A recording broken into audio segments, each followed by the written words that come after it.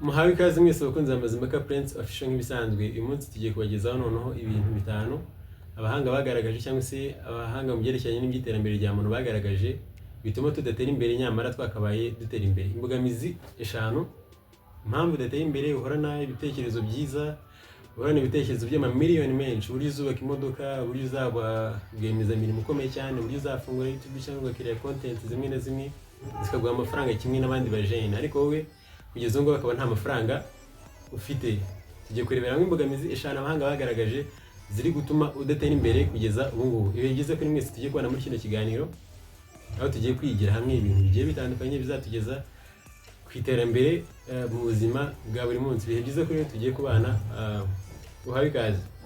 Uyu munsi ndakubwira impamvu abantu benshi batekereza iterambere ariko ugasanga imyaka irahita n'indi kaza batageze ku byo bifuzaga habe na gato. Ibihe byiza kuri wowe tugiye kubana muri kino kiganiro, wakomeza ukanyuza n'ibitekerezo bya muri comments kugira ngo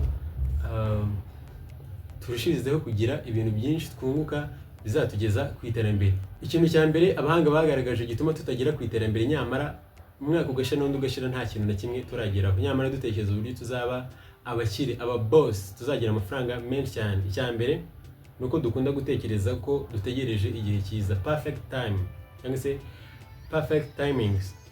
Amenshi tuvuga ngo nzaba mfite amafaranga meza, nicyo gihe nzatangira business, igihe nzaba mfite amahirwe, igihe nzaba niteguye.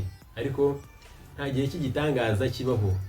Ugerageza uko uri ugatangira uko nguko ungana, uko nguko umeze niko ugomba gutangira, kuko nta gihe cy'igitangaza kibaho. Niko bano bahanga bakunze kugaragaza kizatuma utangira business. Nta gihe cy'igitangaza kizabaho mu buzima bwawe gituma uvuga ati noneho kino nicyo gihe cyanya cyo gutangira business, nkahita mbona amafaranga, nkahita mbona abakiriya, nkahita ntangira kuba success. Icyo gihe abanga bavuga yuko aricyo bavuga yuko iyo ariyo mpamvu ituma abantu benshi tudatera imbere, gutegereza igihe ngo cyanyacyo, igihe nzaba mfite amahirwe, igihe nzaba mfite amafaranga, bikarangira ugeze mu zabukuru uri gutekereza icyo kintu cyangwa se usa nkaho uri kwiga icyo kintu kizakugeza ku iterambere. Ndakubwiza ukuri yuko igihe cyo gutangira business ni today. Wowe noneho uri kumva kino kiganiro, igihe cyo gutangira business ni none ahangaha. Urugero naguha: ufite smartphone ihagaze 200,000 cyangwa se wenda munsi yayo, ayo ni amafaranga y'igishoro cya business ushobora gutangira ku kintu gitoya kikakugeza imbere cyane. Indi mpamvu ya kabiri ntekereza yuko ushobora kuguha cyangwa se ikagutera courage zo kugira ikintu watangira gukora none ahangaha. Ufite ubwoba cyangwa se uri gutinya gutangira ku kintu gitoya giciriritse, utekereza ngo kirasebetse cyangwa se ntabwo icyo kintu nagikora, nyamara ibyo bintu bizarangira nta terambere ugezeho. Ibyo bintu nta terambere na rito bishobora kukugeza mu gihe uri gutekereza yuko ira business iraciriritse, bambona gutya, abantu banze gutya. Ibyo bintu nta terambere na rimwe bizakugezaho. Ibyo ngibyo birarutwa no gusohoka ugatangira kuri iki kintu gito uri gutekereza mu mutwe wawe ushobora gukora, cyangwa se uri kubona abandi bakoze bakaba bakire ariko we ngo ntiwagikora. Ndakubwiza ukuri yuko nuramuka uhagurutse none ahangaha ugahera ku kantu gatoya cyane, ku kantu gato cyane utekereza, ukareka ibyo byo gutekereza ngo bazambona gute, utari kuri business iciriritse. Abantu benshi babaye success muri business zabo bagiye batangira ku kantu gato gaciriritse. Nawe none ahangaha ufite ibintu byinshi bishobora gutuma utera imbere. Ukeneye ubujyanama mu byerekeranye n'iterambere cyangwa se ibindi bintu bigiye bitandukanye, babidusangiza muri comment kugira ngo dukomeze tubiganire, cyangwa se ukanyandikira kuri WhatsApp yanjye tugakomeza tukagirana inama mu buryo bugiye butandukanye. Ikintu cya mbere bagaragaje bavuze yuko nta gihe cyiza kibaho cyo gutangira business, duhora dutegereje igihe cyiza cyo gutangira business bikarangira nta kintu na kimwe tugezeho. Ikintu cya kabiri abahanga bagaragaje gituma tudatera imbere nyamara dufite inzozi nini zo kuzaba abakire, tukazagira amafaranga. Iyi ni imbogamizi ya kabiri abahanga bagaragaje. Abantu benshi dukunda gukora nk'amakosa bigatuma tutaba abakire mu buzima bwacu. Dukunda kwiyumvisha gusa aho tuzaba ariko ntagire ikintu tubikoraho. Iyo ni impamvu ya kabiri. Urabyumva neza? Dukunda kuvuga duti nzagura imodoka, nzubaka inzu, nzaba umunya business ukomeye cyane, ariko ejo ntagire ikintu na kimwe tubikoraho kijyanye n'izo nzozi dufite zo kuzaba abakire cyangwa se kuzagira amafaranga menshi cyane. Inzozi zitangirana n'ibikorwa. Igihe cyose ufite inzozi zo kuzaba umuntu ukomeye cyane ntagire ikintu zikoraho, gusa ugahora utekereza ngo nzaba umukire, nzakora kino kintu, nzagira gute, ukubaka inzu ukayirangiza, ukayisakara, ukanayitaha, ukanayibamo, ukanakira n'abashyitsi. Ibyo byose ukabyubaka mu mutwe ntagire ikintu bikoraho, bimeze nk'inzozi zimwe urota usinziriye. Niko abahanga babivuga, bavuga ko ibyo nta hantu bitandukanye na ziriya nzozi urota usinziriye. Izi ngizi urota usinziriye uryamye ubugashya rwose ugakomeza mu buzima bwawe bwa buri munsi. Mu gihe rwose ufite inzozi zo kuzagera ahantu hakomeye cyane ntagire ikintu utangira kubikoraho, ndakubwiza ukuri ibi ngibyo nta hantu bitandukanye na ziriya nzozi urota uryamye ntagire ikintu na kimwe uzikoraho. Mu gihe ufite inzozi nziza gira ikintu uzikoraho. Iyo ni imbogamizi ya kabiri abahanga bagaragaje ituma tudatera imbere nyamara twakabaye dutera imbere.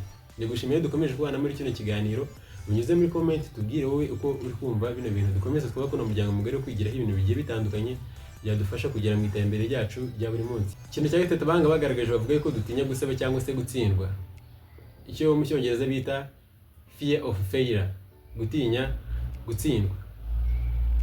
Abantu benshi twanga gutangira business tuvuga ngo ndabikora bizarangira nsinzwe, cyangwa ukahita utekereza business ukahita uyipanga ukageza ubwo utsinzwe.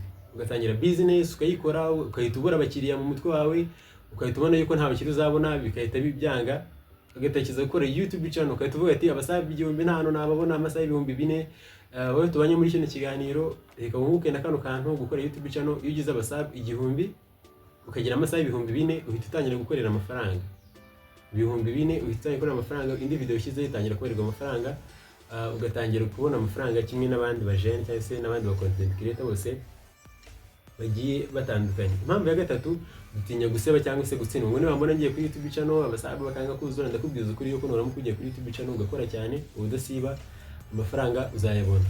Kandi igihe cyose uzatangira business ugashyiramo imbaraga zawe n'umuhate wawe wose bizarangira ubaye success. Indi ngingo bavuze kuri kino kintu cyo gutuma tudatera imbere kubera gutinya guseba cyangwa se gutsindwa, bavuga yuko gutsindwa mu buzima ari intambwe yo gutsinda. Gutsindwa ni intambwe yo gutsinda. Baravuga ngo igihe waramutse watsinzwe inshuro 9 nta mpamvu zo gucika intege. Ugatsindwa inshuro 9 zose, ushobora gutsinda ku nshuro ya 10, ariko watsinzwe inshuro zitageze kuri ebyiri utara, ndetse bamwe ntibaranagerageza business yaratsinzwe ahita bivamo. Abahanga bavuga yuko igihe cyose ushobora gukora business cyangwa se ushobora gutangira umushinga runaka ugatsindwa inshuro imwe, iyo ari intambwe yo gutsinda. Uri mu rugendo rwo gutsinda, ntugatinye gutsindwa. Bavuga yuko ushobora gutsindwa inshuro 9 ukazatsinda ku nshuro ya 10. Izo nzozi zawe nta kintu na kimwe uzigera uzigezaho. Ntukagire ubwoba bwo gutangira business cyangwa se ubwoba bwo gutsinda. Tangira ukore, you never know, ntago bizi. Wowe tangira ukorega business neza, ushake abantu bakora muri business, ujye muri business uyige neza, utangiye kuyikora urekane n'ubwo bwoba ngo ninyikora nzatsindwa utaratangira gukora iyo business. Bavuga yuko iyi ngiyi ari impamvu ituma tudakunda kujya ku iterambere nyamara twakabaye turi ku iterambere rimeze neza kubera gutsindwa tutaratangira business. Indi ngingo ya kane abahanga bagaragaza ituma tutagira ku iterambere, tutaba bakire cyangwa se tukabya inzozi zacu nyamara twakabaye tubigera. Dushaka ibintu byose icyarimwe. Hari abantu bifuza gukora business, kujya kuri YouTube, kujya kwiga, kujya gutangira akazi, byose icyarimwe. Barashaka kwikuba inshuro 10 uko umeze none aha ngaha. Urashaka kuhita umukire kano kanya, ukahita wiga, ukahita kuri YouTube, ukahita utangira business, ukahita wunguka amafaranga, ukahita ubona abakiriya benshi cyane, ukahita ugwiza amafaranga. Ibyo bintu biragoye cyane. Ntabwo twizerera muri progression. Ugatangira gake gake, ugatangira gake gake, ugatangira gake gake, step by step. Bano bose bageze ku iterambere rikomeye cyane. Bano bantu bafite abasabi 100,000 ngahe, ntabwo batangiranye, ntabwo bafunguye YouTube channel ifite abasabi 100,000 ngahe. Batangiye kuri sub 0. Baratangira barakora, hajyaho sub 1, hajyaho sub 2, hajyaho sub 3 kugeza ku 100,000. Batangira kuri sub 0. None ndakubwiza kuri yuko igihe cyari cyo cyose uzatangira business ukizere ko uzakora akantu gato gato kugeza ugeze ku iterambere rinini cyane. Kigiye nta kabuza uzaba success. Bavuga yuko ikintu gituma tudatera imbere cyangwa se ngo tugere ku nzozi zacu ntabwo twizerera mu gutangira ku tuntu dutoya. Dushaka kugera ku bintu byose icyarimwe. Nshuti yanjye reka gutekereza ku kugera ku bintu byose icyarimwe, ahubwo izerera ku gutangira ku tuntu duto cyane tuzakugeza ku kintu kinini cyane. Uhere ku kantu gato cyane ako ufite ako kanya ufite mu nzu. Ushobora no kuguza igishoro, ushobora kujya mu mishinga, kujya mu mishinga itera inkunga ama business, ushobora kuba ufite ibintu wowe ubwawe resources, uri talented ku bintu runaka ariko utazi kubyaza umusaruro. Utangira kubura ku kantu gatoya wizere yuko ejo hazaza uzatera imbere. Naho mu gihe wicaye uzi ko ibintu byose bizakugeraho cyarimwe, ukahita utera imbere cyarimwe, ukahita ukora business, ukahita unguka amafaranga menshi, ibyo bizatuma n'igihe cyose uzajya ukora business utazatera imbere, kubera yuko wizeye yuko nuyikora uzahita ubona amafaranga menshi igihe utangiye kubona make make ngo business tayari yanze. Izerere mu kantu gatoya, utangire ukore mu kantu gatoya, wizere yuko ejo hazaza hazaba hameze neza. Imbogamizi ituma nanone tudatera imbere ya gatanu, bavuga ko tudakunda kwishyiriraho gahunda cyangwa se discipline. Business yose ugiye gukora, niyo bakora business abandi bakoze bakabona amafaranga menshi cyane, niyo bakora business yakijije abantu bose benshi cyane, ariko igihe cyose udafite discipline ngo wubahe akazi uri gukora, ugahe igihe wubahe business uri gukora. Nimba uri gucuruza, utangiye gucuruza icyumweru, indi minsi watangiye gufunga, ngo abakiriya ntabwo bari kuza, watangiye gufunga, ufite utundi tugahunda. Nimba wafunga YouTube channel ukamara icyumweru utari gukora video, ibintu nk'ibyo. Sinzi impamvu uyu munsi nibanze kuri YouTube channel cyane, sinzi impamvu. Gusa nuko nzi ko aricyo abajeni benshi bakunze guhagurukira muri no minsi kandi cyo gutanga amafaranga. Igihe cyose uzatekereza business, ntuhozeho. Iterambere ntirishingira gusa ku bitekerezo bihora mu mutwe, rishingira kuri discipline yo kubikora niyo waba utabishaka. Abantu bakize cyane si abahanga gusa, ahubwo ni abakoze buri munsi ibitanga umusaruro, nubwo hari ubwo byabananiraga ariko bagakomeza bakabikora. Mu gusoza kino kiganiro cyacu, nizere ko muri zino point shana hari akantu ubashije kungukira muri kino kiganiro, wowe twabanye kuri kino kiganiro kugeza kirangiye. Niba uri umwe mu bantu bahora batekereza inzozi nziza buri munsi ariko imyaka igahita n'indi ikaza utarabigeraho, abanga bakomeje bavuga yuko kugira inzozi zawe ntuzigereho ntago ari uko izo nzozi zawe ari ikintu watekereje nabi cyangwa se ari ikintu kitagerwaho.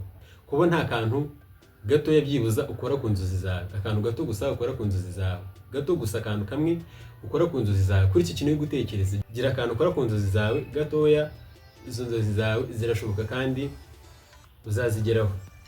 Nibagirwe gukora like, subscribe na share ku bantu bawe wifuza yuko bagera ku bintu by'iterambere. Ndabizi neza ko nuramuka umaye zino point shan atari bubure ikintu na kimwe yigiraho gishobora kumugeza ku iterambere. Ibi byiza ko rero subscribe kugira ngo ntuzajye ubura inkuru imeze gutya buri cyumweru. Ibi byiza ko twabanye kugeza kino kiganiro kirangiye.